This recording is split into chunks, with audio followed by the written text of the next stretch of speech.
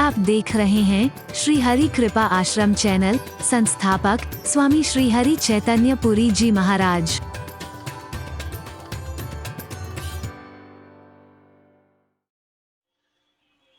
क्या करें क्या करें क्या करें क्या करें। लोग अभी सोच ही रहे हैं कि भीम ने तुरंत कोई उपाय सोच लिया। इस बात को समझने के बाद में इनको अगर शांत किया जा सकता है तो अस्त्र शस्त्र से शांत नहीं किया जा सकता है। इस भयानक प्रकोप से बचाया जा सकता है तो इनको कोई अप्रिय समाचार सुनाया जाए। भीम ने आव देखा ना ताव सीधा अपना रथ अश्वत्थामा की ओर मोड़ दिया है और जाकर के बड़ा भीषण संग्राम करने लगे हैं। और अचानक भीम को पता नहीं क्या सूझा है, रथ से उतरा, अपने गदा को उतारा और गदा लेकर के उसके रथ के नीचे लगाया और रथ को इतनी दूर फेंक दिया युद्ध भूमि से, वो चाहे भी तो तुरंत वापस नहीं आ सकता है। अरे बोल क्या ताकत होती होगी। अब मैं इस पर टिप्पणी नहीं कर रहा हूं। यूं गदा लगाया और रथ को फेंक दिया है। मैं कथा नहीं सुना रहा हूं, मैं तो सार पर आ रहा हूं। छोटी छोटी गलतियां ही क्या दुष्परिणाम भोगने को बाध्य करती हैं। कौरव सेना में एक हाथी भी था जिसका नाम था अश्वत्थामा। बस जैसे ही अश्वत्थामा को दूर फेंका है, भीम एकदम बढ़ा उस हाथी की तरफ और एक आघात में ही उसका सफाया कर दिया है। गिर पड़ा है। अब तो बस चिल्लाता हुआ आया द्रोणाचार्य के पास, अश्वत्थामा मारा गया, अश्वत्थामा मारा गया, अश्वत्थामा मारा गया। अश्वत्थामा, द्रोणपुत्र अश्वत्थामा। एक पिता को पुत्र की मृत्यु की सूचना मिले और उसका हृदय व्यथित ना हो। चौंके द्रोणाचार्य, क्षण भर के लिए रुका, लेकिन फिर विश्वास नहीं हुआ। भीम है, हरि बोल रहा है। शर्त क्या थी कि अगर कोई विश्वस्त व्यक्ति सूचना दे तो। एक क्षण के लिए युद्ध तो रुका। द्रोणाचार्य ने अपना रथ मोड़ा, चाहे वो शत्रु पक्ष की ओर है, लेकिन मजा तब है जब शत्रु भी आपकी जवान पर विश्वास करे, तब तुमने कुछ पाया है। युधिष्ठिर के पास चलते हैं। युधिष्ठिर झूठ नहीं बोल सकता है। माना कि मेरा शत्रु है सामने, इस समय शत्रु सेना में है, लेकिन मैं जानता हूं वो मेरा शिष्य भी रहा है, वो झूठ नहीं बोल सकता है कभी भी। धर्मराज है, वो धर्म का अवतार है, वो झूठ नहीं बोल पाएगा कभी भी। भगवान कृष्ण पहचान गए कि अब द्रोणाचार्य इधर ही आएंगे और कहीं नहीं जाएंगे। पहले ही पहुंच गए। जाकर के कहने लगे, युधिष्ठिर, इस युद्ध में अगर विजयश्री हासिल करनी है तो इस समय तुम्हें संकोच छोड़ना पड़ेगा और मेरी बात माननी पड़ेगी। क्या केशव? बोले, जैसे ही अगर आकर के द्रोणाचार्य पूछते हैं कि क्या अश्वत्थामा मरा है, इतनी बड़ी युद्ध भूमि में उन्हें ढूंढने में समय लगेगा, लेकिन तुम्हारे मुंह से निकलना चाहिए कि अश्वत्थामा मारा गया है। नहीं केशव, नहीं, ये झूठ मुझसे नहीं बोला जाएगा, नहीं बोला जाएगा मुझसे। भगवान कृष्ण बार बार आग्रह करते हैं तो माना कि उसका दिल नहीं कर रहा है, लेकिन मजबूरी में अब उसे बोलना पड़ा है। लेकिन फिर भी पूरा झूठ नहीं बोल पाया वो। जैसे ही द्रोणाचार्य पहुंचे, हे युधिष्ठिर, मुझे तुम्हारी वाणी पर विश्वास है, तुम बताओ क्या अश्वत्थामा मारा गया है? भगवान कृष्ण इशारा करते हैं। युधिष्ठिर कहता है, अश्वत्थामा मारा गया है। बस इतना ही बोला था कि पांचजन्य बज गया है, पांचजन्य शंख। दूसरी आवाज सुनाई नहीं दी। उसने फिर भी आगे कहा, नरो वा कुंजरो, हरि बोलना, मानव वा हाथी, वो नहीं सुनाई दिया है।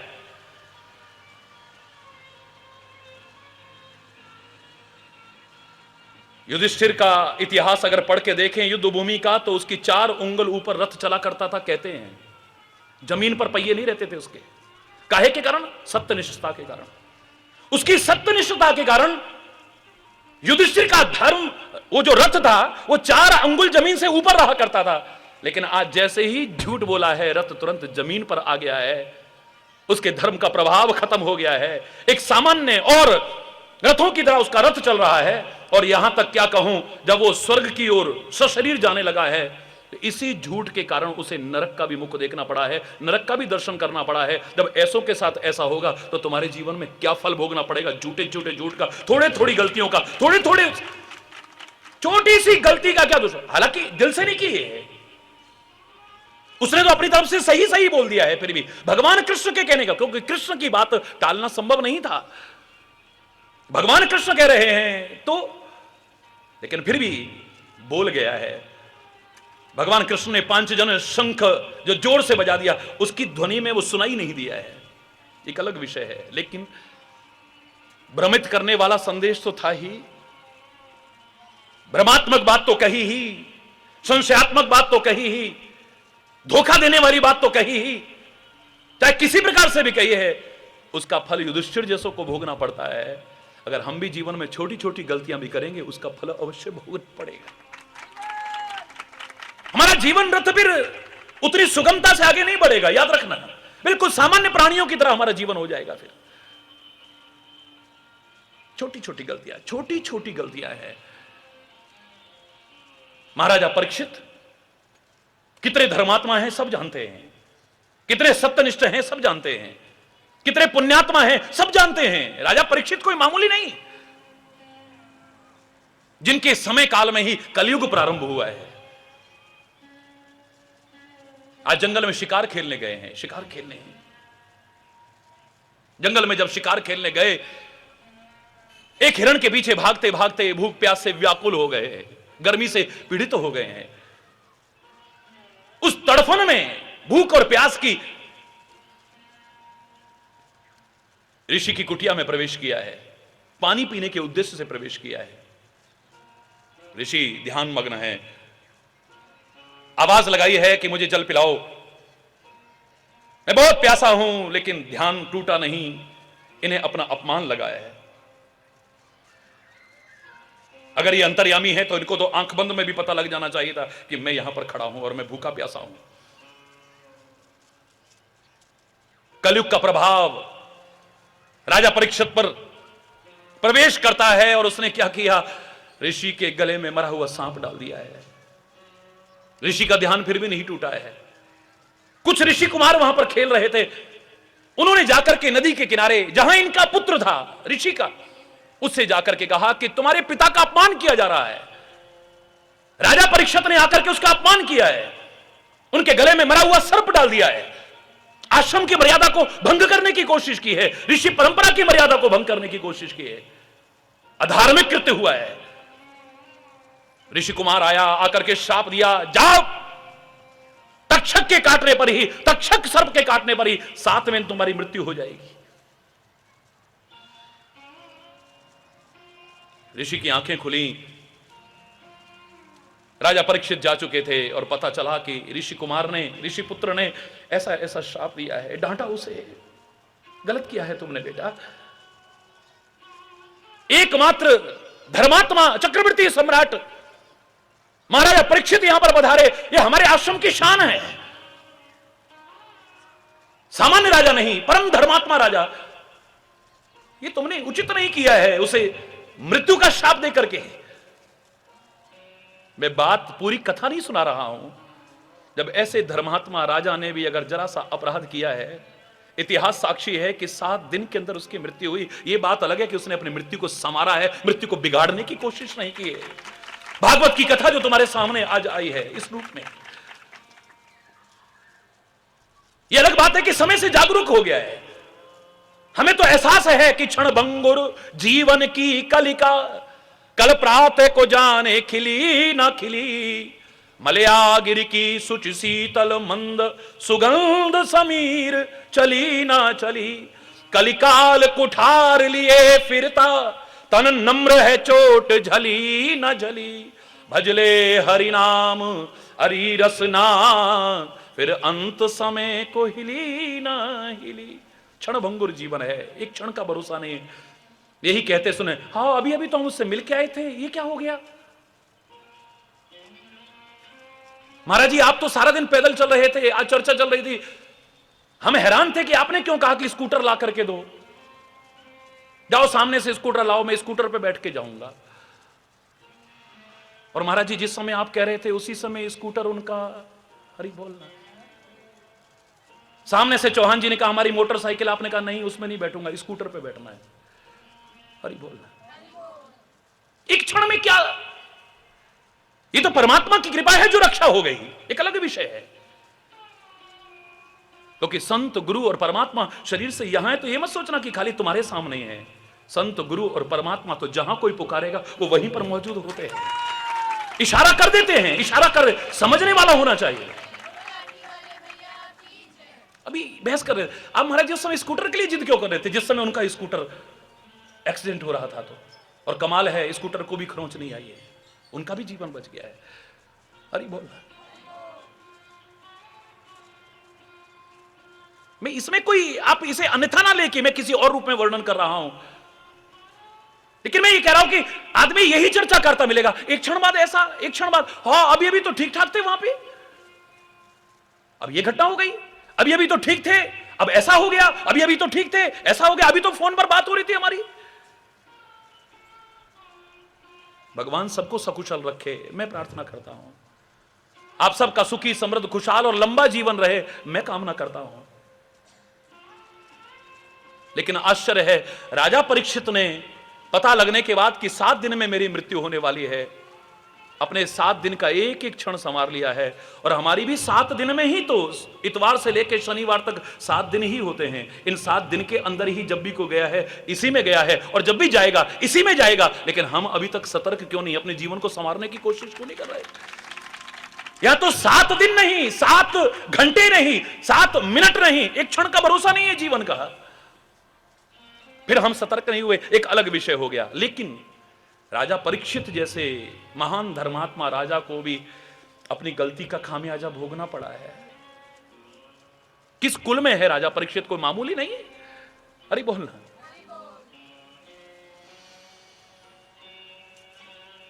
तो हम गलतियां करेंगे तो बच जाएंगे हम।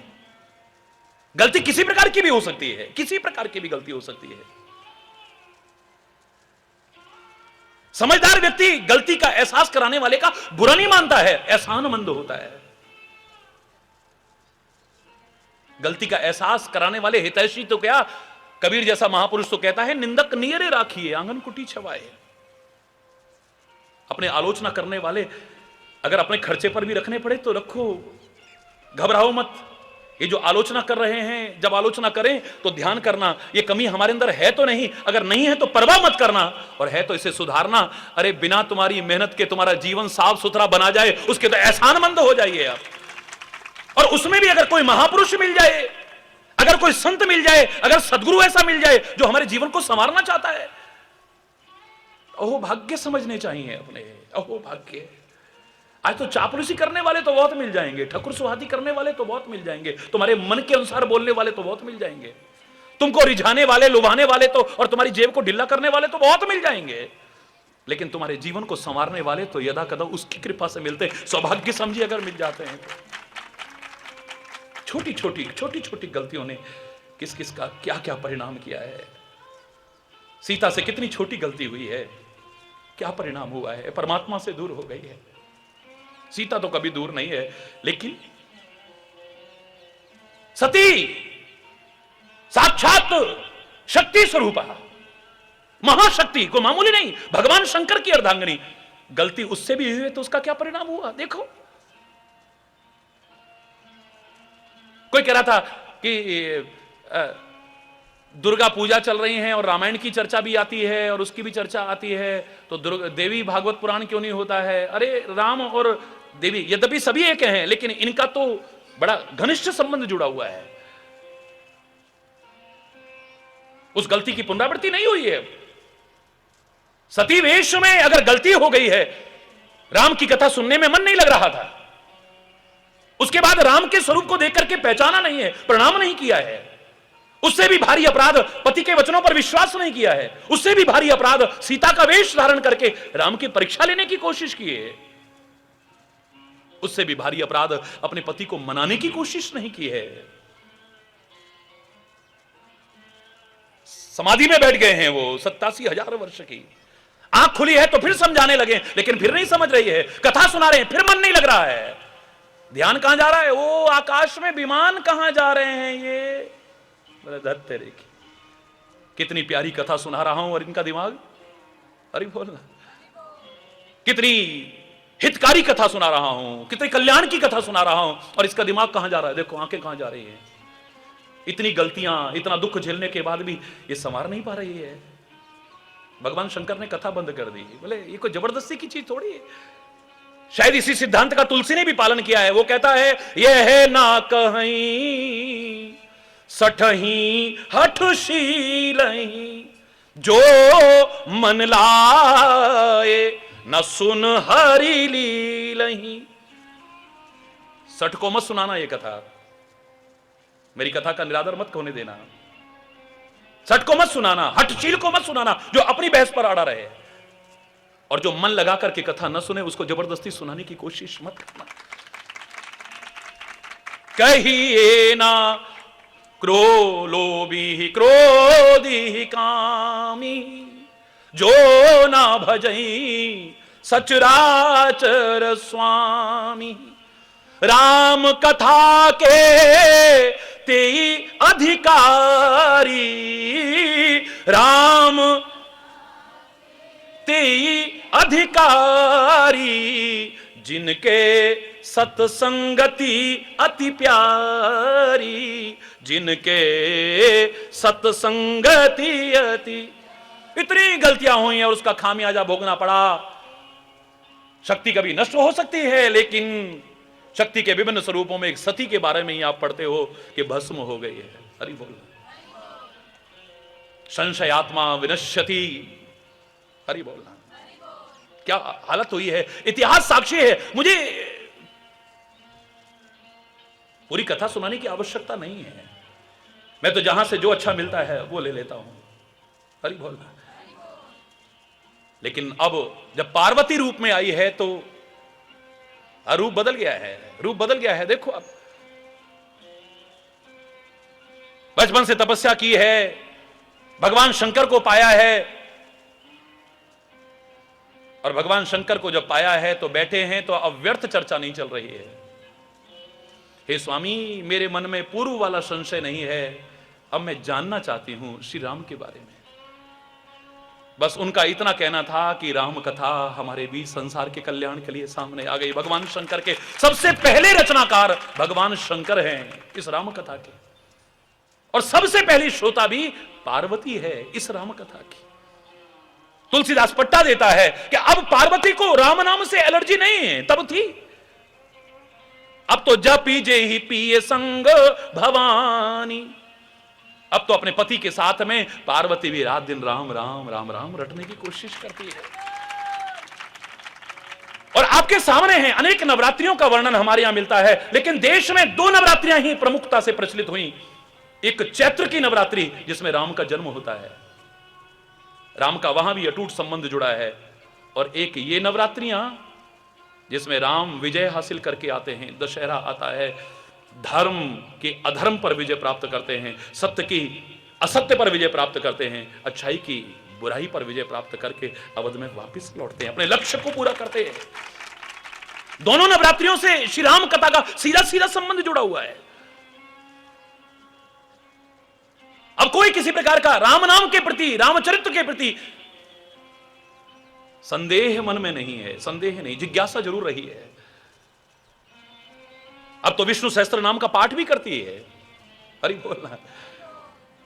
विष्णु सहस्त्र नाम का पाठ भी करती है, यहां तक कि एक बार भगवान शंकर कहने लगे मेरे साथ बैठ करके भोजन करो ना, मेरा अभी पाठ पूरा नहीं हुआ है, नियम पूरा नहीं हुआ है। सब कुछ जानने वाले शंकर अनजान बन के पूछते हैं कौन सा नियम, क्या करती हो तुम? बोले विष्णु सहस्त्र नाम का पाठ करती हूं, आपको पता नहीं क्या? ओह, राम रामेति रामेति रमे रामे मनोरमे सहस्त्र नाम तत्तुल्यम श्री राम नाम वरानने। हे पार्वती, तुम एक बार राम बोलो, तुम्हारा सहस्त्र नाम का पाठ हो जाएगा। हरि बोल। और कोई बहस नहीं करती है, अब बहस नहीं करती है। सहस नाम सम सुनी शिव बानी, इसी श्लोक का प्रसंग देते हैं तुलसी रामायण में। बोलो, सहस नाम सम सुनी शिव बानी, जपी जेहि पिए संग भवानी। पता लगा कि सहस्त्र नाम के बराबर तो महत्व एक राम नाम का है। अगर श्रद्धा से, प्रेम से एक बार राम नाम ले लिया जाए तो सहस्त्र नाम के बराबर पाठ का फल मिल जाता है। अब पार्वती बड़े आराम से पति वचनों पर विश्वास करती हुई, दृढ़ता से विश्वास करती हुई बस राम कहती है और बैठ जाती भोजन करने। हरि बोल। लेकिन गलती हुई है, उस गलती का खामियाजा जब उसको भोगना पड़ा है। भगवान शंकर कितना प्यार करते थे सती से, मैंने आपको बताया था, याद करिए कि सती के बिना एक क्षण नहीं रह पाते थे। कैलाश पर्वत से कहां जा रहे हैं? साउथ में, अगस्त ऋषि के आश्रम में, दक्षिण में था, भारत के सुदूर क्षेत्र में। उत्तर से दक्षिण में कथा सुनने जा रहे हैं तो वहां भी सती को साथ ले जाते हैं। हरि बोल। अकेले नहीं जाते हैं। कितना प्यार करते हैं, कितना प्यार करते हैं, लेकिन अब कहां गया प्यार? तुलसी को कहना पड़ा है, जल पे सरिस बिकाए, देखहु प्रीति की रीति भल, विलग होए रस जाए, कपट खटाई परत पुनि। दूध और पानी का बड़ा प्यार है, बड़ा प्यार है, लेकिन जरा सी खटाई आ जाए तो खत्म हो जाता है। ऐसे ही कपट रूपी खटाई आ जाए, झूठ रूपी खटाई आ जाए, छुपाव रूपी खटाई आ जाए तो चाहे सती जैसी भी क्यों ना हो, शंकर का प्यार उसके प्रति भी खत्म हो जाएगा। कितना प्यार है, प्यार किसी का भी किसी के प्रति क्यों ना हो, जहां झूठ आ जाता है, छुपाव आ जाता है, अविश्वास आ जाता है, खत्म, सब खत्म। एक क्षण नहीं लगता है, सब खत्म हो जाता है। हरि बोल।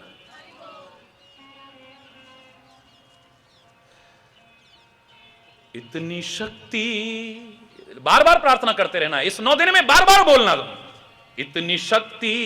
हम कोशिश करेंगे और साथ में प्रार्थना करेंगे, क्योंकि परमात्मा भी मदद उसी की करेगा। God helps those who help themselves. हिम्मत मर्दा मदद खुदा, जो खुद कोशिश करेगा भगवान भी उसी की मदद करेगा। तुम कोशिश करना, साथ में प्रार्थना करना, वो सहायता देंगे, और जब वो सहायता देंगे सफलता तुम्हें जरूर मिल जाएगी। इतना मेरा विश्वास है। इतनी शक्ति हमें देना दाता, मन का विश्वास कमजोर होना। इतनी शक्ति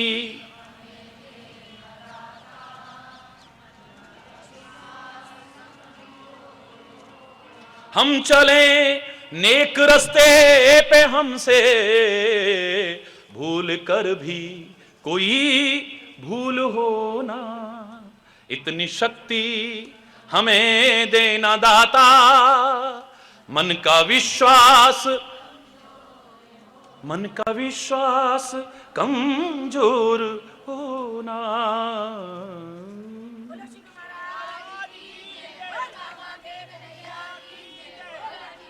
हम कोशिश करेंगे, तू कृपा करना कि हमसे भूल करके भी कोई बोलना, भूल कर भी कोई भूल हो ना।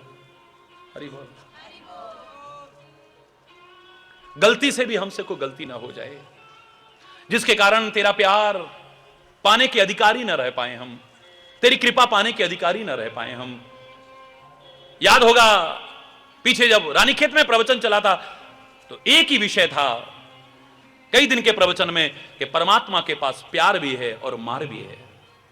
ये मत सोचना परमात्मा के पास खाली प्यार है। मां की ममता को आप तभी तो कह देते हो कुपुत्रो जायेत क्वचिदपि कुमाता ना भवति। पुत्र कुपुत्र हो सकता है लेकिन माता कुमाता नहीं होती है। ये तुम डर के मारे घबरा के बोलते हो, और बात सही है वैसे, लेकिन साथ में ये भी तो बोलते हो रोगा न शेषा न पहंसी तुष्टा रुष्टा तु कामान सकलान अभीष्टान। अगर तू खुश हो जाए, रोग शोक भय संताप कुछ बाकी नहीं रहेगा। और रुष्टा तू कामान सकलान अभीष्टान, अगर तू रुष्ट हो जाए तो सब खत्म, कुछ नहीं बचने वाला है। सकल अभीष्टों की, कामनाओं की पूर्ति पर होने वाली नहीं है। परमात्मा खाली कोमल नहीं है, परमात्मा खाली कठोर नहीं है, उसके पास कोमलता भी है। वो कोमल मैं नहीं कह रहा, वो कठोर मैं नहीं कह रहा, उसके पास कोमलता भी है, उसके पास कठोरता भी है। अब तुम अपने जीवन, अपने आचरण, अपने स्वभाव, अपने चिंतन, अपने कर्म, अपने जीवन के आधार पर कभी उसकी कोमलता के अधिकारी बनते हो तो कभी उसकी कठोरता के अधिकारी बनते हो। राम के हाथ में अगर धनुष बाण है तो दूसरा अभय का हाथ कोमलता भरा हुआ आपके पास है। दुर्गा के पास अगर अस्त्र शस्त्र हैं तो पुष्प भी है उसके हाथ में, जो कोमलता का परिचायक है। अभयता का वरदान देते हुए वो हाथ भी आपके सामने है, जो कह रहा है घबराओ मत, मैं हूं ना तुम्हारे साथ। भगवान कृष्ण के पास अगर चक्र सुदर्शन की कठोरता है तो बांसुरी की सहज कोमलता भी उसके पास है। मक्खन की कोमलता का भी उस लीला में वर्णन जरूर आता है। हरि बोल।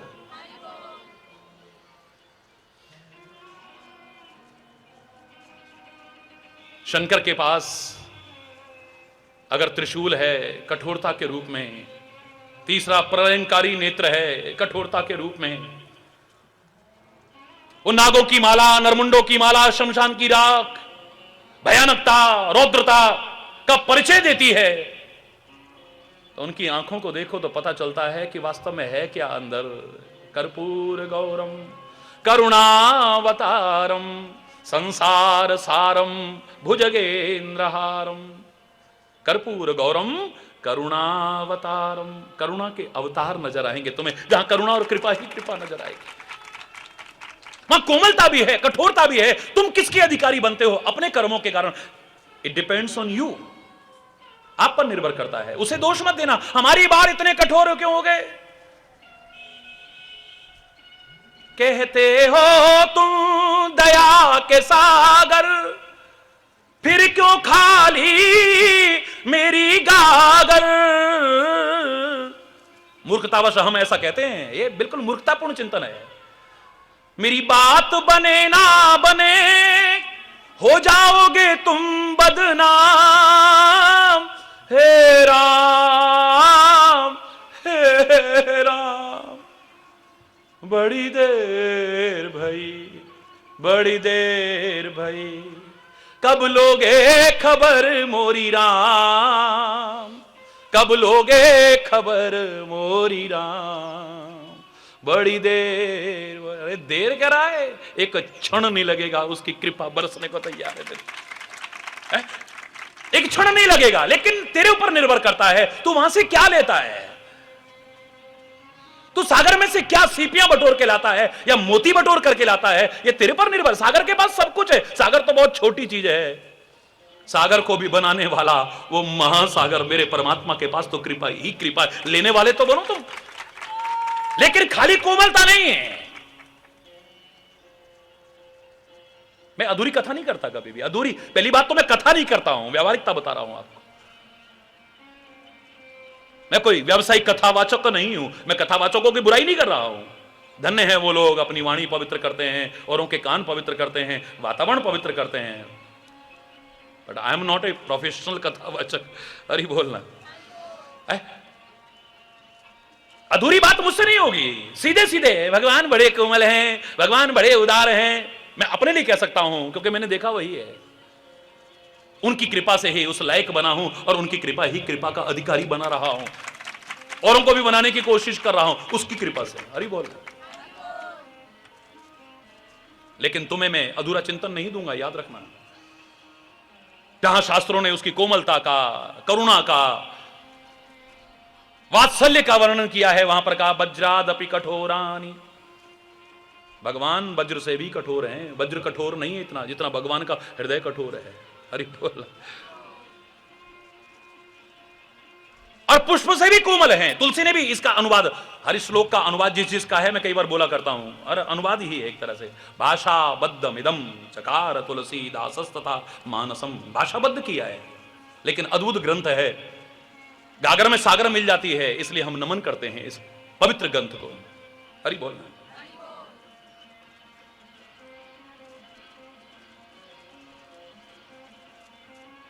चित्त खगेश राम कर समुझ परई नहीं काई। कुल सही चाही कठोर अति कोमल कुसुम ही चाही। इसी श्लोक का अनुवाद है सीधे सीधे। कुल सही चाहे कर, वज्र से भी कठोर है परमात्मा का हृदय, और पुष्प से भी कोमल है परमात्मा का हृदय। समझ में नहीं आता है। अरे समझ में क्यों नहीं आता है?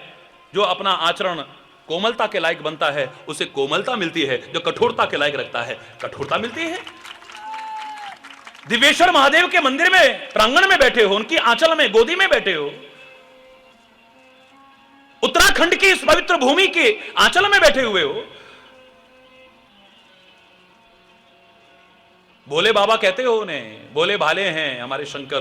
तो मैंने आपसे कहा था यहां भोले भी हैं और भाले भी हैं, भक्तों के लिए भोले हैं और दुष्टों के लिए भाले भी हैं। वहां पर कठोरता का भी दर्शन होता है।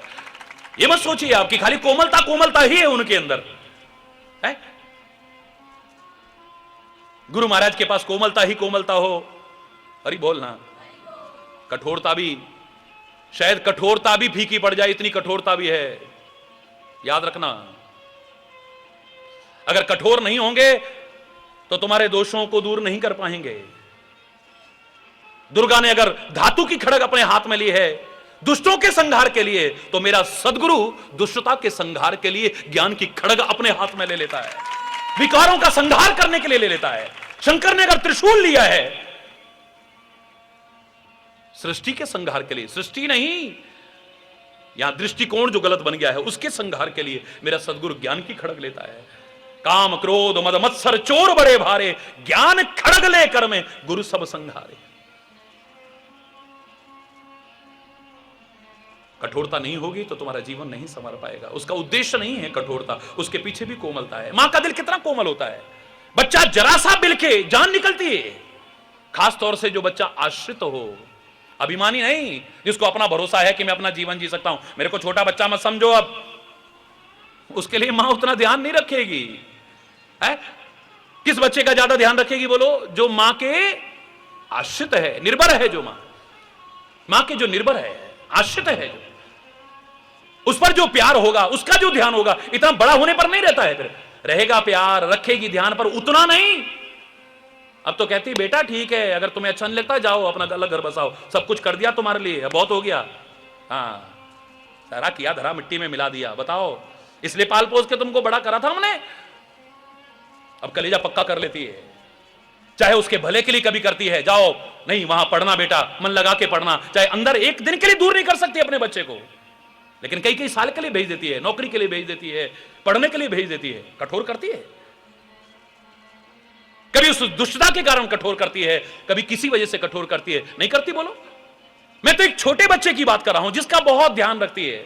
तुम्हें यहां कितना भी आनंद आ रहा होगा, मगन हो जाओगे, तुम्हें टाइम का भी ध्यान नहीं रहेगा, दावे से कह रहा हूं। मजबूरियों में जाते हैं लोग, घंटों घंटों भी अगर प्रवचन चल रहा हो तो हिलने का नाम नहीं लेते हैं। कोई कोरी कोरी कथाएं भी नहीं है, मन लुभावनी कथाएं भी नहीं है, कोई चुटकले भी नहीं है, सीधे सीधे बोलता हूं, फिर भी लोगों का उठने को मन नहीं करता है।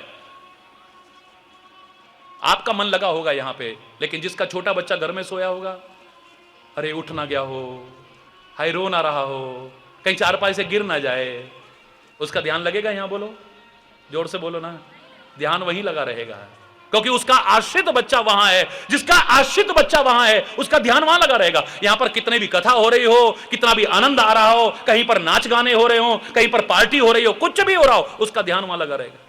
क्यों है?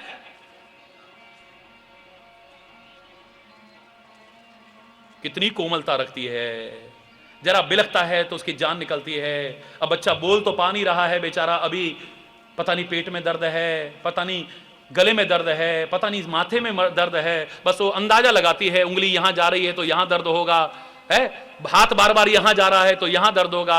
अब पेट पे बार बार हाथ जा रहा है बच्चे का तो पेट में कहीं दर्द ना हो, कभी हींग लगाती है, कभी कुछ करती है, कभी कुछ करती है। अरे बोल, जोर से बोल रहा है।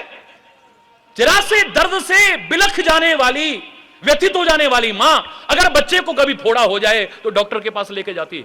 नहीं ले जाती। डॉक्टर कहता है मां चीरा लगाना पड़ेगा, चीरा लगाना पड़ेगा, इसमें बच्चा बहुत छोटा है, चिल्लाएगा, रोएगा, व्यथित होगा, ये सहन नहीं कर पाएगा, ऐसा करो तो। अरे तुम चिंता क्यों करते हो? अच्छा ऐसा करो फिर तुम बाहर चली जाओ, क्योंकि तुम्हारा जो है औरतों का दिल मैं जानता हूं और खासतौर से मां का दिल में। डॉक्टर कहता नहीं आप मैडम आप बाहर हो जाइए प्लीज, फिर नहीं तो हम काम नहीं कर पाएंगे ठीक से, बच्चा रोएगा और तुम अजीब सा करोगी फिर। बोले डॉक्टर साहब आपको नर्स को भी बुलाने की जरूरत नहीं, मैं हाथ पकड़ती हूं, लगाओ ना चीरा। वो जो जरा से दुख पर बिलख उठती थी आज अपना जिगर कितना कठोर कर लेती है, हाथ पकड़ती है, लगाओ। बच्चा रो रहा है, बिलख रहा है, चिल्ला रहा है, लेकिन मां अपना दिल कठोर कर लेती है। कठोरता के लिए कठोर नहीं है, इसका भला हो जाए, इसका रोग दूर हो जाए, इसके लिए कठोर करती है।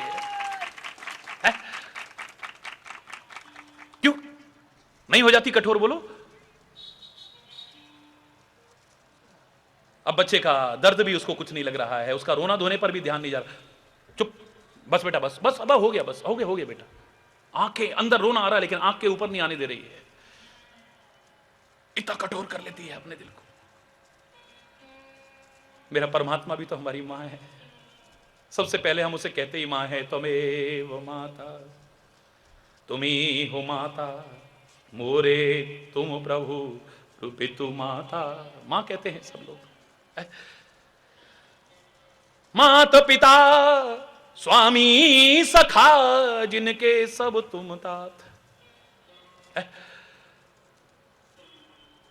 अगर हम बड़े बच्चे न बने, अभिमानी बच्चे न बने, उसके भक्त, उसके अधीन अपना कर्म तो करें लेकिन उसके आश्रित छोटे बच्चे बन जाएं, तो कदम कदम पर वो भी हमारा कितना ध्यान रखेगा। देखो, फिर हमारी गलतियों को भी नजरअंदाज कर देगा, बिल्कुल नजरअंदाज कर देगा।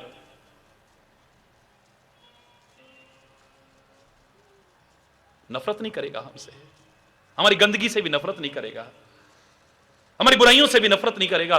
जैसे मां बच्चे की गंदगी से नफरत ना करके बल्कि उसकी गंदगी को साफ करके अपनी गोदी में बैठने लायक खुद बना लेती है, ऐसे ही फिर वो कृपा करके खुद अपने लायक हमें बना लेगा। इतना पक्की बात है। लेकिन जब हम अहंकार करते हैं, अपने आप को कुछ समझने लग जाते हैं, चाहे ज्ञान बल आ जाए, धन बल आ जाए, पद बल आ जाए, तप बल आ जाए, कोई सा भी बल जब हमारे मन में आने लगता है तो फिर उसका बल नहीं मिल पाता है। उसके लिए गलत नहीं कहा उसने कि सुनेरी मैंने निर्बल के बलराम, सुनेरी मैंने निर्बल के बलराम, सुनेरी मैंने निर्बल के बलराम। पूरा नहीं सुना रहा हूं। जप बल तप बल और चौथो बल है दाम, पर कोई काम नहीं आया है। हारे के हरि नाम, सुनेरी मैंने निर्बल। उस गजराज में कितनी ताकत है, लेकिन तब तक भगवान की कृपा नहीं मिली। मैं नहीं कह रहा कि तुम्हारे अंदर बल ना हो, तुम्हारे पास बल ना हो, लेकिन उस बल का अभिमान ना करके बस उसके बल को अपना बल समझो। फिर देखो कदम कदम पर कैसे संभालता है तुम। जब गज ने हरि नाम पुकारो, जब गज ने हरि नाम पुकारो, आए आधे नाम। तड़प तो बहुत देर से रहा था वो, तड़प तो बहुत देर से रहा था, कब से ग्राह उसे खींचता जा रहा था। अब तो इतना सा बचा है ऊपर, अब तक मदद क्यों नहीं करी? क्योंकि अभी उसे भरोसा है ना, मैं कर लूंगा, मेरे अंदर ताकत है। भगवान कहते हैं जब तक तेरे को अपनी ताकत पर भरोसा है तो निबट ले, जब हर तरफ से हो जाए तो हाथ उठा देना, मैं संभाल लूंगा तेरे को आके। तब भी है? आए आधे नाम सुनेरी मैंने निर्बल के बलराम, सुनेरी मैंने निर्बल के बलराम। अब तो हरि शब्द पूरा बोलना नहीं पड़ा, मन में आया है हरि, जवान से तो खाली ह निकला है, री तो निकला नहीं, तुरंत आकर के रक्षा कर दी है, एक क्षण नहीं लगाया है। द्रौपदी की लाज तो कब से लूटने की कोशिश की है, अभी तक भगवान ने रक्षा क्यों नहीं की है? अभी तक रक्षा क्यों नहीं की है? क्योंकि अभी तक भगवान पर भरोसा नहीं है, अपने 5 ताकतवर पतियों पर भरोसा है। यह है ना, जब तक मेरी कोई लाज लूट सकता है, जिनका मुकाबला कोई ना कर सके, ऐसे मेरे 5 पति, इनके होते क्या मेरी लाज लुट पाएगी? मन में भी यही आता है और आंखें भी 5 पतियों की ओर जाती है, लेकिन निराशा हाथ लगती है। हारे हुए जुआरी गर्दन झुका के बैठे हैं, कोई सहारा नहीं मिलता है, अभी भी भगवान की तरफ ध्यान नहीं गया है। इतने धर्म सभासद बैठे, उनके होते क्या ये अधार्मिक कृत्य हो पाएगा? लाज लुट पाएगी मेरी? यहां द्रोणाचार्य हैं, कृपाचार्य हैं, कितने आचार्य हैं यहां पर, इनके होते मन में आया, आंखें भी उधर गईं, लेकिन वहां से भी कोई सहायता नहीं मिली, गर्दन झुकी हुई है सबकी, अभी भी भगवान की तरफ ध्यान नहीं गया। अभी भी मन में आता है, मेरे कुल के बड़े बुजुर्ग बैठे हैं, क्या अपनी कुल वधू की लाज लुटने देंगे वो? भीष्म पितामह यहां पर मौजूद हैं, धृतराष्ट्र यहां पर मौजूद हैं, शकुनी मामा यहां पर मौजूद हैं, बड़े बड़े हमारे बुजुर्ग लोग यहां पर मौजूद हैं, इनके होते मेरी लाज लुटेगी? कोई सहायता नहीं मिलती है। हरि बोल। अभी भी भगवान की तरफ ध्यान नहीं गया है। मेरे अंदर तो ताकत है ना, छत्राणी हूं, ये सारे कायर हो सकते हैं, लेकिन जब तक मेरे अंदर ताकत है, मैं अपनी साड़ी खींचने दूंगी, साड़ी पकड़ के खड़ी हो गई। लेकिन दुशासन के वो सबल हाथ उस साड़ी को खींचने लगे हैं।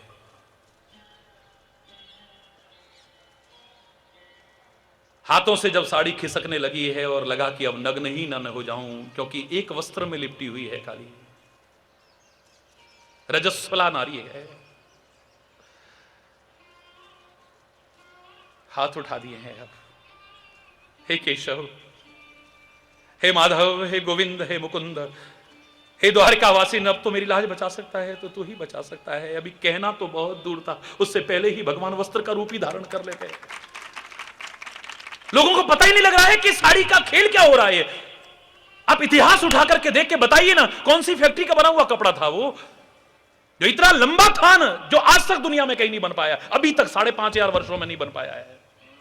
चाहे गिनीज बुक में जिसका नाम लिखा है जिस थान का, वो भी इतना लंबा थान नहीं होगा। 10,000 गज बल घटो, घटो न 10 गज चीर। वहां पर तो साड़ी साड़ी नजर, द्रौपदी तो कोई नजर ही नहीं आ रही है। लिखने वाले कवियों ने कहा कि नारी में साड़ी है या साड़ी में नारी है, पता ही नहीं चल रहा है। कहना पड़ा, वसन रूप भय श्याम, वाह श्याम, वाह मेरे परमात्मा, कितने अवतार तूने लिए हैं भक्तों के लिए। कभी बराह बना है, कभी कच्छप बना है, कभी कुरुम बना है, कभी नरसिंह बना है, कभी राम बना है, कभी कृष्ण बना है, कभी नामदेव के लिए कुत्ता बना है, तो किसी के लिए कुछ बना है, किसी के लिए कुछ, पता नहीं तू क्या क्या बना है। ऐसा अद्भुत अवतार फिर कभी होगा हमें नहीं लगता। आज तो तुमने साड़ी का ही अवतार धारण कर लिया, साड़ी के रूप में ही प्रकट हो गए हो आप। है? जब तक अपनी ताकत है और ताकत है, तब तक गलतियों पर गलतियां होती हैं, गलतियों पर गलती। अब कहेंगे भगवान इतना प्यार करते हैं इनसे, ये भगवान से इतना प्यार करते हैं, तो फिर ये दुखी काहे को हैं? अब लोग यही कहेंगे, फिर और क्या कहेंगे? मूर्खतावश यही कहेंगे। A little knowledge is always dangerous, नीम हकीम खतरे जा, अधूरा ज्ञान ही खतरनाक होता है। फिर हम भगवान को दोष देते हैं, अपनी किस्मत को दोष है, हमारी किस्मत ही खराब है महाराज। आजकल हमारा टाइम खराब हो रहा है, टाइम को दोष देंगे, किस्मत को दोष देंगे, भगवान को दोष देंगे, किसी को दोष देंगे, किसी को। काश अपने आप को दोष देते और जो गलतियां हुई हैं उनको दूर कर लेते, हमारा जीवन ही ठीक हो जाता है। कोई भी क्यों ना हो, गलती का फल उसे भोगना पड़ेगा। अलर्ट कर रहा हूं आपको, अपनेपन के कारण अलर्ट कर रहा हूं, सावधान कर रहा हूं, सतर्क कर रहा हूं तुम्हें। आज नहीं तो कल, कल नहीं तो कभी, कभी ना कभी भोगना पड़ेगा। और तब जब तुम दुखी हो गए तो सबसे पहले दुखी होने वाला तुम्हारा ये लाठी वाला भैया होगा। तो मान जाओगे, अपना लोगे इस मार्गदर्शन को, तो तुम सुखी होगे। और जब सुखी होगे, लोग तुमसे जलन करें, लेकिन सबसे ज्यादा खुश होने वाला भी आपका लाठी वाला भैया ही होगा।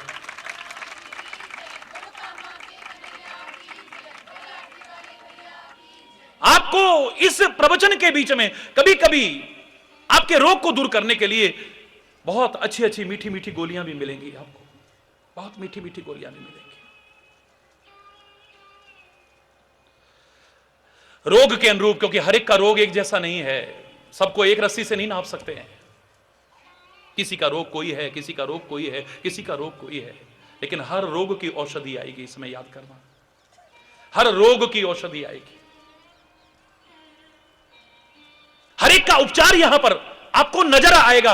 बस अलर्ट होकर के सुनते रहिएगा, सावधान होकर के सुनते रहिएगा। बस किसी के रोग के लिए खाली डाइजिन की जरूरत है, डाइजिन की और जेलुसिल वगैरह मीठी मीठी मीठी मीठी गोली, वही दे दूंगा तुमको। किसी को कैल्शियम की जरूरत है तो कैल्शियम ही दूंगा, फालतू दवाई नहीं दूंगा आपको। हरि बोल। किसी को मलेरिया हो गया है तो हो सकता है कड़वी क्लोरोक्विन की गोलियां देनी पड़े मुझे। हरि बोल। कड़वा बोलने का शौक नहीं है, मैं तो दुनिया से भी कहा करता हूं, मैंने अपनाया है बचपन से कि कटुक बचन मत बोल रे, तो हे पिया मिलेंगे, घूंघट के पट खोल रे, तो हे पिया मिलेंगे, कटुक वचन मत बोल रे, तो हे पिया मिलेंगे, घूंघट के पट खोल, पट खोल।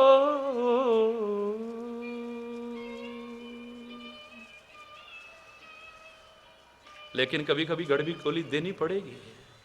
हो सकता है किसी का रोग बढ़ गया है और अंदर है तो चीरा भी लगाना पड़ जाए, हो सकता है। घबराना मत। हो सकता है किसी का रोग आगे फैल रहा हो तो महत्वपूर्ण अंग भी काटना पड़े मुझे। यानी अंग से तात्पर्य ये नहीं है, जो तुम्हारे जीवन का अभिन्न अंग बन चुका है, वो कमियां, वो बुराइयां, वो दोष, हो सकता है उनको काट के फेंकना पड़े मुझे। जैसे तुम्हारे शरीर का कोई अंग अगर आगे कैंसर फैलाने लगता है या रोग आगे फैलाने लगता है, उसको निकाल देते हैं। कम से कम जिंदा रहो तुम। यहां तो जीवित ही नहीं, सुख परिपूर्ण जीवन जियोगे, मैं दावे से कह रहा हूं। घबराना मत, हर एक के अनुरूप दवाई होगी, हर एक के अनुरूप उपचार होगा। न करने वाला नजर आएगा, न कराने वाला नजर आएगा। बस आप अपने मन में खोजते रहना कि कौन सी दवाई हमारे लिए है। महाराज जी बता रहे हैं हमारे लिए।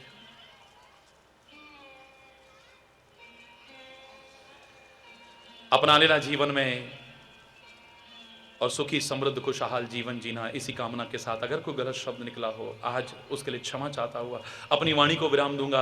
लेकिन एक बार फिर उसी वाक्य को दोहराएंगे कि भूल करके भी ना हो हमसे भूलें। बोलो, जोर से बोलो, भूल कर भी ना हो हमसे भूलें, सदगुरु के वचन और परमात्मा को न भूलें, तो फिर सब फलें फूलें, सुखी रहें, समृद्ध रहें, खुशहाल रहें।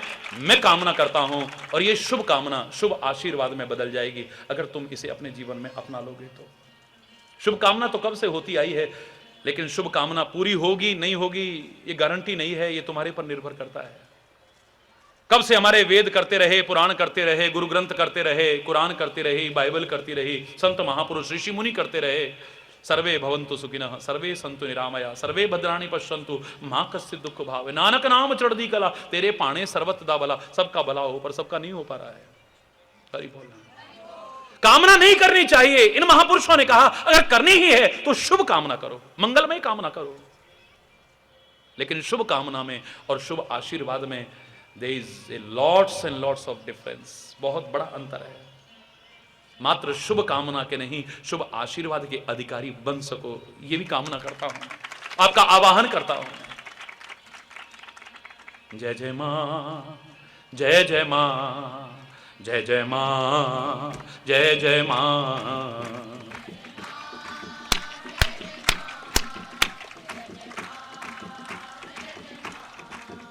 जय जय मां, जय जय मां, जय जय मां, जय जय मां, जय जय मां, जय जय मां, जय जय मां, जय जय मां, जय जय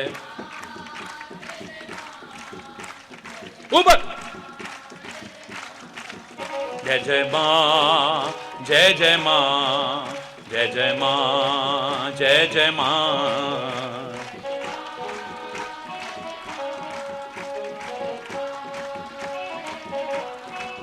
जय जय मां, जय जय मां, जय जय मां, जय जय मां, जय जय मां, जय जय मां, जय जय मां, जय जय मां।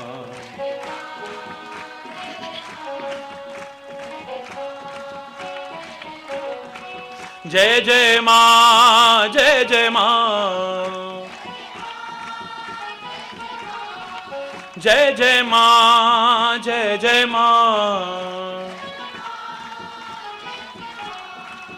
जय जय माँ, जय जय माँ, जय जय माँ, जय जय माँ, जय जय माँ, जय जय माँ, जय जय माँ, जय जय माँ, जय जय माँ, जय जय माँ, जय जय माँ, जय जय माँ, जय जय माँ, जय जय माँ।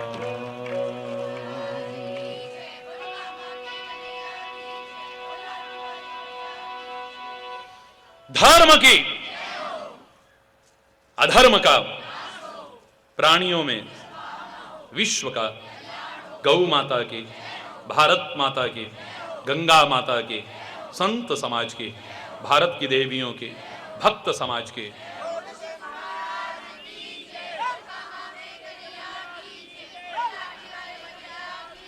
बोलो वृंदावन बिहारी लाल की जय जय। श्री राधे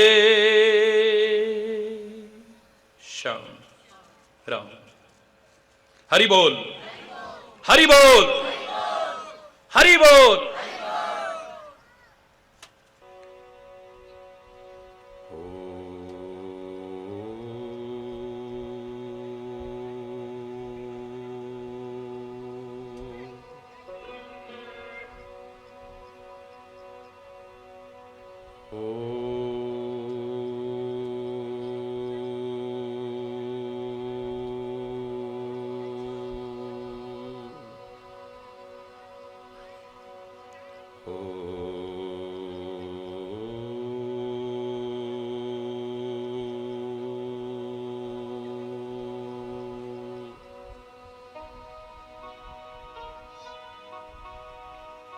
सर्वे भवन्तु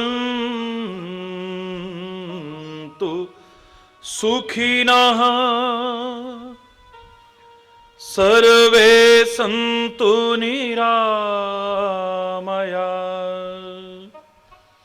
सर्वे भद्राणि पश्यन्तु, मा कश्चित् दुःखभाग् भवेत्, मा कश्चित् दुःखभाग् भवेत्। सर्वमङ्गलमाङ्गल्ये शिवे सर्वार्थसाधिके,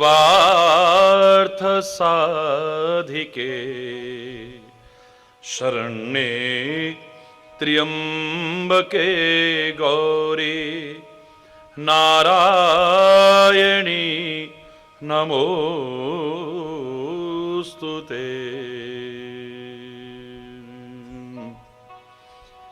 मन्नाथः श्रीजगन्नाथः मद्गुरु श्रीजगद्गुरु, ममात्मा सर्वभूतात्मा, तस्मै श्री गुरुवे नमः, तस्मै श्री गुरुवे नमः। ओम शांति शांति शांति।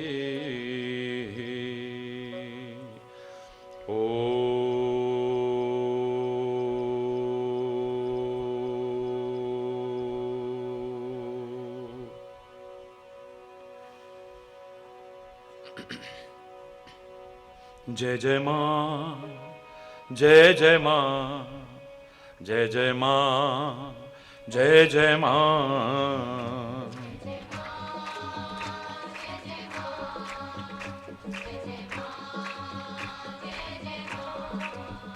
जय जय माँ, जय जय माँ, जय जय माँ, जय जय माँ।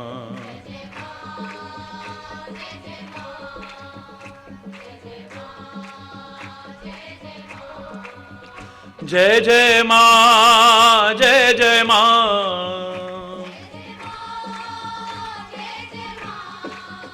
जय जय माँ, जय जय माँ।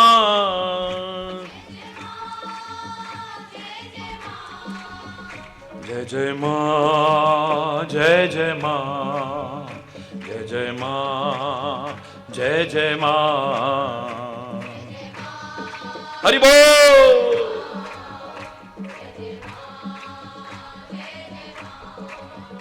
जय जय माँ, जय जय माँ, जय जय माँ, जय जय माँ, जय जय माँ।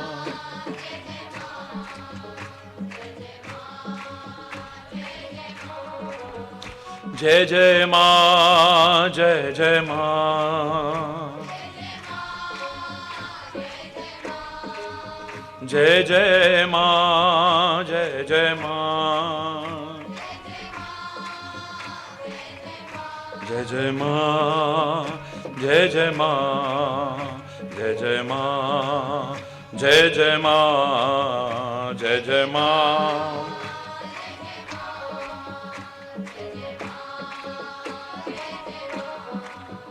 जय जय माँ, जय जय माँ, जय जय माँ, जय जय माँ, जय जय माँ।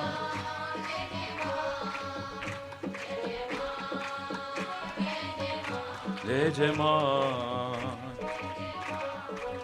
जय जय माँ, जय जय माँ।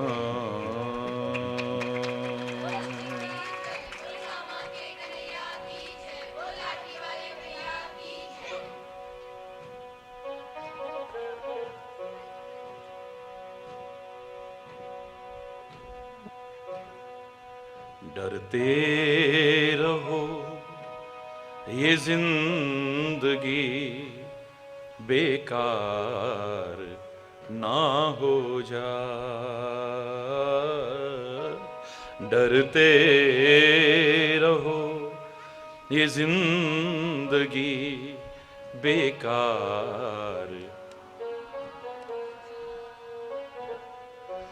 सपने में भी किसी जीव का अपकार ना हो जाए।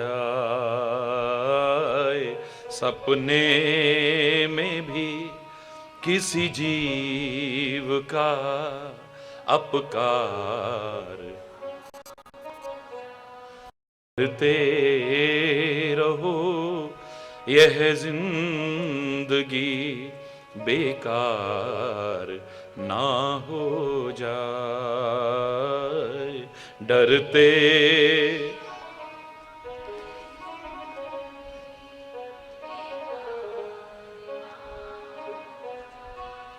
यह तन मिला अनमोल सदाचार के लिए।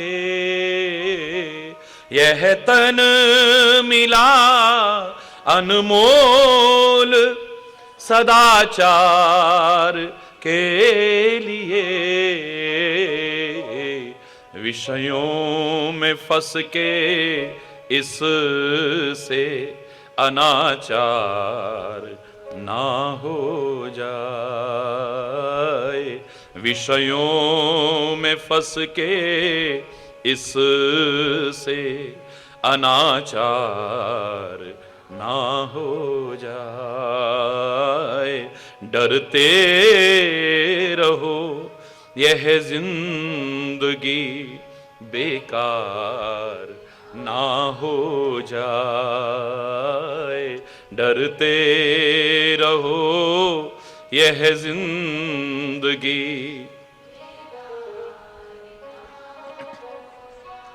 सेवा करो सभी की और सत्कर्म हरि भजन। सेवा करो सभी की और सत्कर्म हरि भजन। इतना करके भी कहीं अहंकार ना हो जाए हो। इतना करके भी कहीं अहंकार ना हो जाए। डरते रहो यह जिंदगी बेकार। ऐ मन लगी है बाजी माया मोह जाल से। ऐ मन लगी है बाजी माया मोह जाल से। धोखे में फंस के अब के कहीं हार ना हो जाए। धोखे में फंस के अब के कहीं हार ना हो जाए। डरते रहो यह जिंदगी बेकार ना हो जाए। सपने में भी किसी जीव का अपकार ना हो जाए। अपकार ना हो जाए।